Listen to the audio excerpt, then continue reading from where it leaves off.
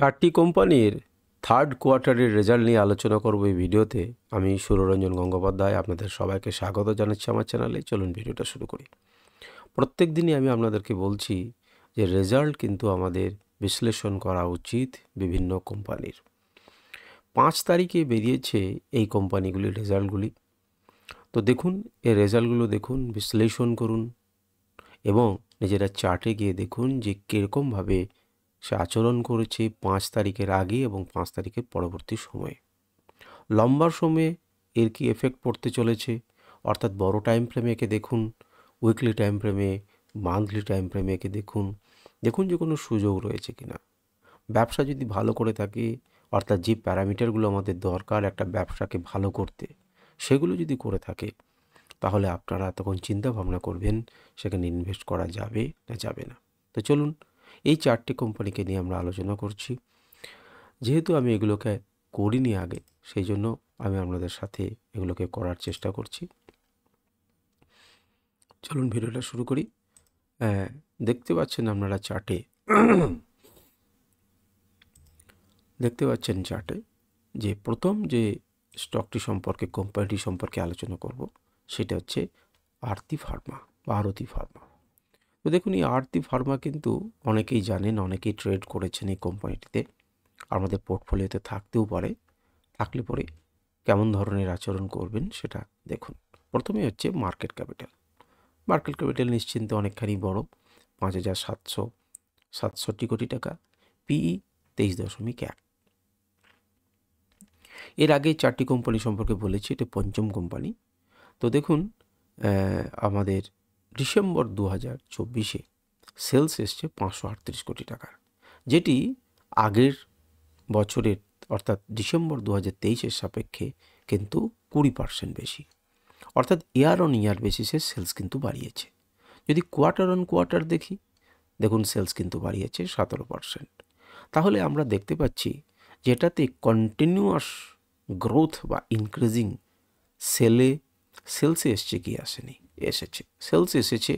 অর্থাৎ 449 থেকে 458 কম হলেও বেড়েছে, এবং 458 থেকে 538, অর্থাৎ অনেকখানি সেলস বেড়েছে। একবার 20%, একবার কিন্তু কত পার্সেন্ট বাড়িয়েছে, 17% বাড়িয়েছে।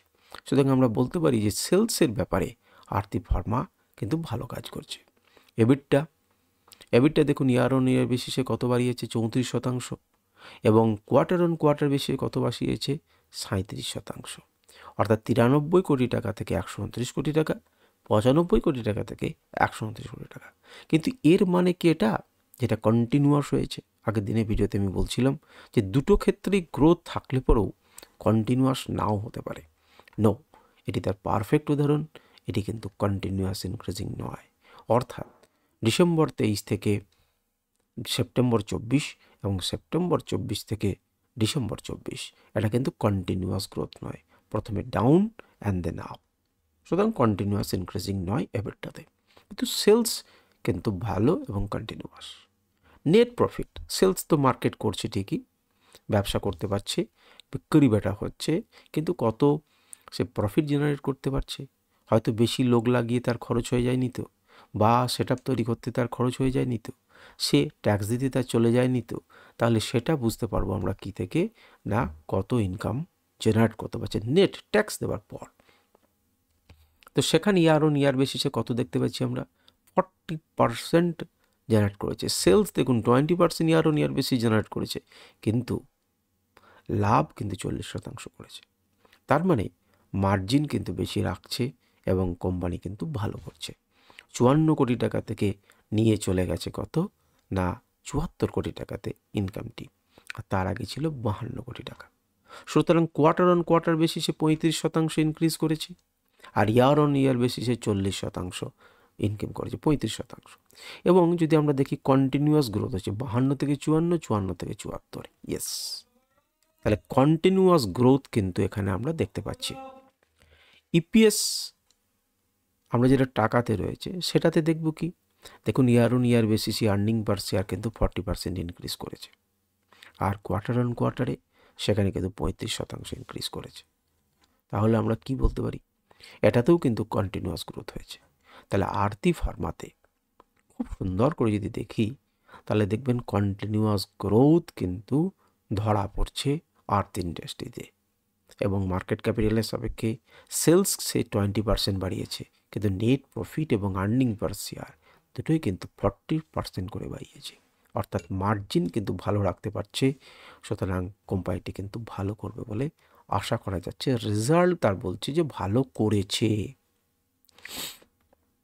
আপনারা চার্টে দেখুন 5 তারিখ থেকে সে কেমন ব্যবহার করেছে। 6 নম্বর কোম্পানি বা আজকের জন্য 2 নম্বর কোম্পানি, সেটা হচ্ছে অ্যাভালন টেক।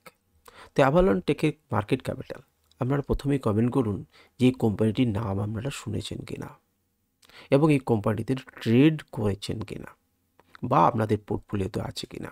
অ্যাভালন টেক উল্লেখ করবেন যে অ্যাভালন টেক আমার কোম্পানিতে আছে। কিচ্ছু কারণের জন্য নয়, আপনাদের কাছ থেকে আমার টাকা নিয়ে নেওয়ার উদ্দেশ্য নয়, আপনারা সম্পর্কে জানেন কিনা এর সুযোগে জানানো যাচ্ছে, জানতে পারছি, এটাই হচ্ছে, আর কোনো কারণ নেই। তো দেখুন প্রায় 5,000 কোটি টাকার কাছাকাছি হচ্ছে মার্কেট ক্যাপিটাল। ইয়ার অন ইয়ার বেসিসে লাভ বাড়িয়েছে 31%, দেখতেই পাচ্ছেন, এবং কোয়ার্টার অন কোয়ার্টারে কিন্তু গ্রোথ বেশি দেখাতে পারেনি, 2%। Continuous increasing, yes continuous increasing, 214 থেকে 275, 275 থেকে 281, দেখুন কন্টিনিউয়াস ইনক্রিজিং হচ্ছে, যদিও কোয়ার্টার অন কোয়ার্টারে কিন্তু লাভ অতখানি নেই, 275 থেকে 281।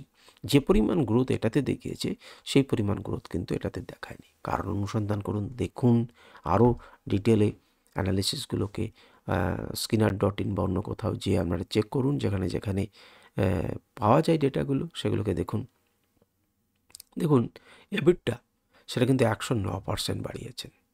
কত হয়েছে? 30 থেকে 34 হচ্ছে কোয়ার্টার অন কোয়ার্টারই 14%, 15% বাড়িয়েছে, আর 16 থেকে 34 ডবল করে ফেলেছে এবিটটা। Continuous growth, yes. Net profit আগে ছিল 6 কোটি টাকা, 6.5 কোটি টাকা, সেখান থেকে 24 কোটিকে নিয়ে 265% নেট প্রফিটকে ইনক্রিজ করেছে, আর কোয়ার্টার অন কোয়ার্টারে 37% ইনক্রিজ করছে। সেটা কিন্তু চারটিখানি কথা নয়। আপনারা দেখুন সেলস বাড়িয়েছে মাত্র 31%, কিন্তু নেট প্রফিট বাড়িয়েছে 265%। Avalon take. এবং ইপিএস দেখুন 263% কিন্তু বাড়িয়েছে, এবং আমরা দেখছি এটাতেও কিন্তু কন্টিনিউয়াস গ্রোথ হচ্ছে, এবং কোয়ার্টার অন কোয়ার্টারে কিন্তু 36% বা 37% বাড়িয়েছে। তাহলে এই কোম্পানিটিকে এমন একটি কোম্পানি পেলাম যেখানে আমরা দেখতে পাচ্ছি কি কি গুড পয়েন্ট রয়েছে, প্রত্যেকটাই কিন্তু কন্টিনিউয়াস গ্রোথ চলছে অ্যাভালন টেকে, এবং বেশিরভাগ লোক কিন্তু নাম শোনেনি, যেটা আমরা কমেন্টে করতে বললাম। যে দেখুন বেশিরভাগ লোক কিন্তু যেটাতে ট্রেড করছেন না, অনেকেই করছেন, না করলে এত কোটি টাকার সম্পত্তি হচ্ছে কী করে। কিন্তু আপনারা বোঝার চেষ্টা করুন যে সাধারণ লোক এটাতে করছে। রিটেলারদের পোর্শন এখানে দেখুন যে কত পার্সেন্ট করছে না করছে, প্রত্যেকটাতে গ্রোথ আছে, এবং সেলস 31% বাড়িয়েও কিন্তু প্রফিটকে করে নিয়ে চলেছে 265%। এখানে ভালো করে তাকিয়ে দেখুন কোয়ার্টার অন কোয়ার্টার বেসিসে সেলস বাড়িয়েছে 2%, কিন্তু নেট প্রফিট জেনারেট করতে পেরেছে 37%, অর্থাৎ মার্জিন কিন্তু কোম্পানিটির খুবই ভালো এবং কোম্পানিটি ইনকাম করছে। 7 নম্বর বা 3 নম্বর আমাদের সেটা হচ্ছে স্যাজিলিটি ইন্ডিয়া। Market capital 23,100। প্রথমে প্রশ্ন করুন তো নিজেকে, যাতে আপনি ট্রেড করেছেন করেননি, করেননি বা করেছেন, উত্তর করুন আমাকে। দেখুন সেলস 1260 কোটি টাকা ছিল, সেটা নিয়ে গেছে 1450 কোটি টাকা, 15% ইনক্রিজ করেছে, আর কোয়ার্টার অন কোয়ার্টারে 9% ইনক্রিজ করেছে, অর্থাৎ 1325 থেকে 1453। কন্টিনিউয়াস গ্রোথ কি হয়েছে? ইয়েস। এবিটটা 51% ইয়ার অন ইয়ার বেসিসে বাড়িয়েছে, 260 থেকে 392, আর 301 থেকে 392, 30%। ইয়ার অন ইয়ার বেসিসে 31%, কোয়ার্টার অন কোয়ার্টারে 30%, yes continuous growth. Net profit 15% sales বাড়িয়ে নেট প্রফিটকে বাড়িয়েছে 207%, 7%, 70 কোটি টাকা থেকে একদম 217 কোটি টাকা ইনকাম, আর আগের বারে হয়েছিল 117 থেকে 217 কোটি টাকা। কোয়ার্টার অন কোয়ার্টারে 85% গ্রোথ করেছে, 9% সেলস বাড়িয়ে 85% কিন্তু সে ইনকাম করতে, নেট প্রফিট ইনকাম করতে সমর্থ হয়েছে, এবং 3টে ডিপার্টমেন্টেই সে কিন্তু ইয়েস, অর্থাৎ কন্টিনিউয়াস গ্রোথ কিন্তু এখানে দেখা গেছে। এবার ইপিএসটা যদি দেখি, তো ইপিএসে কি দেখছি, এখানেও কিন্তু গ্রোথ হয়েছে 24%, এখান থেকে 37 পয়সা থেকে 46 পয়সা ইপিএসে নিয়ে গিয়েছে, এবং আগের বার ছিল 25 পয়সা থেকে 44 পয়সা, প্রায় ডবল করে ফেলেছে। 84% কোয়ার্টার অন কোয়ার্টারে ইনক্রিজ করেছে, যেটা ইয়ারলি কিন্তু হয়নি এবং এটা কন্টিনিউয়াস হয়নি। প্রথমে কমেছে 37 থেকে 25 এবং তারপর বেড়েছে, সেই জন্য এখানে করা আছে নো। কিন্তু 3টে সেক্টরে সে কিন্তু বেশ জবরদস্ত একটা কি করেছে রেজাল্ট আমাদেরকে দিয়েছে। এরপর আমরা যে কোম্পানিটির বিষয়ে জানবো সেটি হচ্ছে স্কিপার। সেটাও কিন্তু 5,000 কোটি টাকার কাছাকাছি কোম্পানি, P42। সেলস দেখুন 42% বাড়িয়েছে, 802 কোটি টাকা থেকে 1135 কোটি টাকা। তাহলে কোম্পানিটি কিন্তু বিক্রি করতে পারছে, সেলস আনতে পেরেছে, কিন্তু কোয়ার্টারলি বিক্রি করতে পেরেছে 2% ইনক্রিজ হয়েছে, 1110 কোটি টাকা থেকে 1135 কোটি টাকা। কন্টিনিউয়াস গ্রোথ কি হয়েছে? ইয়েস। এবিটটা 77 থেকে 111তে নিয়ে গেছে, তার আগে ছিল 112। তাহলে ইয়ার অন ইয়ার বেসিসে লাভ করলেও ক্যাপ কি হিসেবে লাভ করতে পারেনি, ইনক্রিজ করতে পারেনি, কোয়ার্টার অন কোয়ার্টার বেসিসে, খুব সামান্য %। ইয়ার অন ইয়ার বেসিসে লাভ করলেও কিন্তু এটা করতে পারেনি এবং কন্টিনিউয়াস তো নয়। দ্বিতীয় নম্বর হচ্ছে নেট প্রফিট। নেট প্রফিট কিন্তু 102% জেনারেট করেছে ইয়ার অন ইয়ার বেসিসে, এবং কোয়ার্টারলি নেট প্রফিট করেছে 6%-এর কাছাকাছি। তাহলে এখানে একটা মজার জিনিসকে দেখুন, সেলস 42%, লাভ 102%, আর এখানে ছিল 2, 2.5, হয়েছে 6%-এর কাছাকাছি। এগুলোকে আমরা মাল্টিপল করুন, সেলসের সাপেক্ষে কত পার্সেন্ট ইনকাম এখানে আর ওখানে হয়েছে, এর একটা তুলনামূলক আলোচনা করুন। তাহলে কোন কোয়ার্টারে সে মার্জিন বেশি রাখতে পেরেছে সেটা কিন্তু আপনারা জানতে পারবেন। এবং নেট প্রফিট কিন্তু কি করেছে, ইনক্রিজিং হয়েছে কন্টিনিউয়াস, যেটি একটি ভালো লক্ষণ।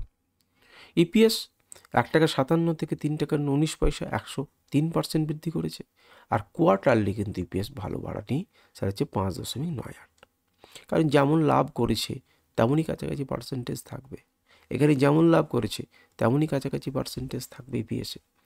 তাহলে এই কোম্পানি চারটি সম্পর্কে আপনারা শুনলেন এবং দেখলেন।